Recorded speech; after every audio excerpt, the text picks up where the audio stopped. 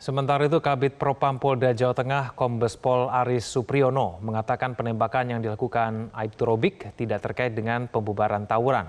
Hal itu disampaikan Aris pada saat rapat dengar pendapat dengan Komisi 3 DPR Selasa siang. Kejadian tersebut, penembakan tersebut yang dilakukan oleh saudara Aibda RZ sebanyak 4 kali pada tanggal 24 November pukul 00 kurang lebih 22 di depan Alfamart, Kecamatan Semarang Barat, Kota Semarang. Perbuatan terduga pelanggar terekam oleh bukti elektronik yang tadi sudah disampaikan oleh Bapak Kapolrestabes. Kemudian akibat penembakan yang dilakukan terduga pelanggar mengakibatkan 1 orang meninggal dunia. Kemudian penembakan yang dilakukan terduga pelanggar tidak terkait dengan pembubaran tawuran yang sebelumnya terjadi, dan memang anggota ini memang benar-benar pulang dari kantor kemudian bertemu dengan satu kendaraan yang dikejar oleh 3 kendaraan yang diterangkan oleh Bapak Kapolrestabes. Kemudian motif penembakan yang dilakukan oleh terduga pelanggar dikarenakan pada saat perjalanan pulang ini mendapati 1 kendaraan yang dikejar kemudian memakan jalannya terduga pelanggar, jadi kena pepet, dan akhirnya hingga terduga pelanggar menunggu seperti yang dijelaskan Pak Kapolrestabes, menunggu 3 orang ini putar balik kurang lebih. Sudah bergabung bersama kami ada Komisioner Kompolnas Yusuf Warshim. Pak Yusuf, selamat malam. Selamat malam, Bung Enggar. Ya, terima kasih atas waktunya bersama kami di Prime Time News. Pak Yusuf, berdasarkan informasi yang diterima oleh Kompolnas, apakah Aibda Robik sudah menjadi tersangka? Dalam pengawasan langsung, tim Kompolnas ke sana dan sudah disampaikan laporannya, dan kami juga sudah menyampaikan laporan ke Pak Menko, Ketua Kompolnas.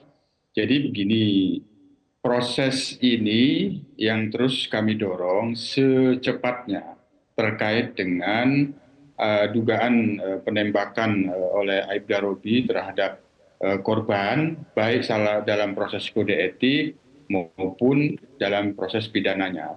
Pada saat Kompolnas turun ke sana, untuk terduga ini masih dalam proses kode etiknya, itu dalam proses namanya pemeriksaan pendahuluan. Nah, hasil pemeriksaan pendahuluan nanti itu akan disimpulkan ada dugaan pelanggaran kode etik apa, norma pasal pelanggaran yang diterapkan itu apa, yang kemudian nanti dibentuk komisi kode etik untuk memeriksa dalam persidangan. Nah, ini kemarin seperti itu. Nah, proses untuk pidananya juga masih dalam proses penyidikan.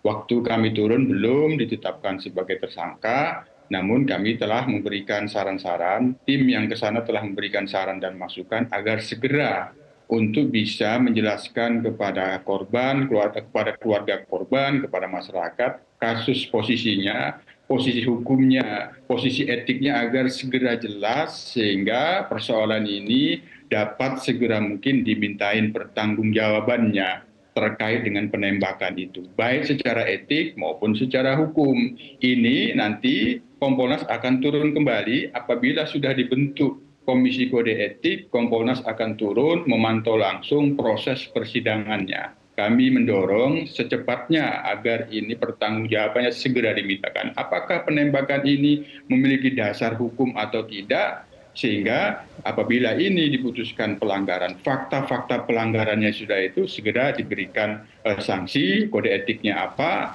Begitu juga apabila sudah alat buktinya cukup 2, ya segera ditetapkan sebagai tersangka agar segera menjadi jelas. Itu yang kami dorong.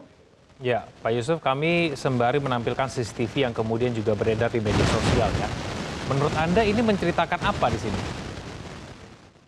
Ya, itu kan bagian dari bukti yang dikumpulkan oleh penyidik ya.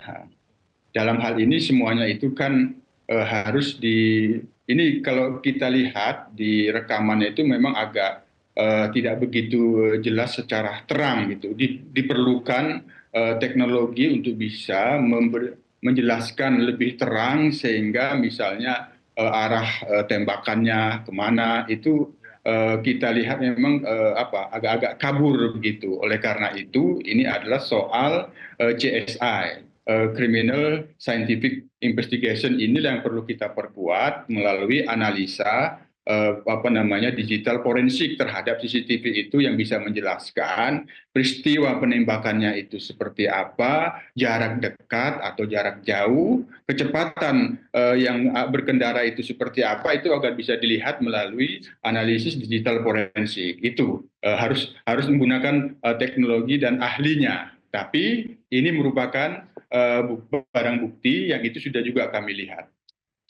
Baik, kenapa kemudian saya tanyakan dari CCTV itu Pak Yusuf? Karena kita tahu bahwa ada perbedaan sudut pandang nih ya dari Bid Propam Polda dengan Kapolres Tabes dalam melihat kasus ini. Ada yang melihat ini berkaitan dengan tawuran yang terjadi sebelumnya, kemudian tapi dari pihak Bid Propam mengatakan ini berkaitan dengan pelaku yang dipepet kendaraannya sehingga kemudian tidak berhubungan dengan peristiwa tawuran begitu. Nah ini dari Kompolnas melihatnya bagaimana?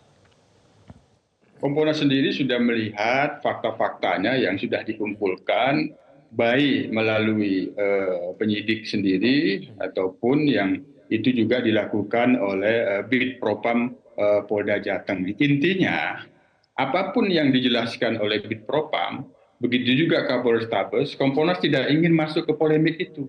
Yang penting apa yang telah dijelaskan di Komisi 3 kemarin itu harus bisa difaktakan di dalam proses pemintaan pertanggungjawaban, baik dalam etikanya maupun dalam proses pidananya. Jangan sampai itu hanya keterangan-keterangan yang itu nanti tidak bisa difaktakan. Intinya apa yang dijelaskan Bid Propam di Komisi 3 kemarin itu begitu juga kaitannya dengan tawuran yang dimaksud oleh Kapolres Tabes itu harus bisa difaktakan ketika memeriksa terduga Aibda ini. Bagaimana motif Aibda menembak itu? Apa yang menjadi alasannya? Apa yang dia ketahui mengapa dia menembak terhadap korban itu? Itu kan nanti menjadi fakta-fakta yang harus dikonstruksi. Apakah yang dimaksud oleh Bid Propam atau apakah yang dimaksud oleh Tabes? Kompolnas tidak ingin masuk di situ, mendorong fakta-fakta itu difaktakan betul baik dalam proses pemeriksaan kode etiknya maupun di pidananya. Nah, terkait apa yang sudah dijelaskan oleh Bid Propam yang terlihat berbeda dengan Kapolres Tabes, kami mendorong agar ini diatensi oleh Di Propam Mabes Polri saja. Kalau memang ada hal-hal yang perlu dimintain secara etik pertanggungjawaban atas keterangan yang tidak sinkron dan berbeda itu, nah ini kita minta nanti diatensi oleh Di Propam Mabes.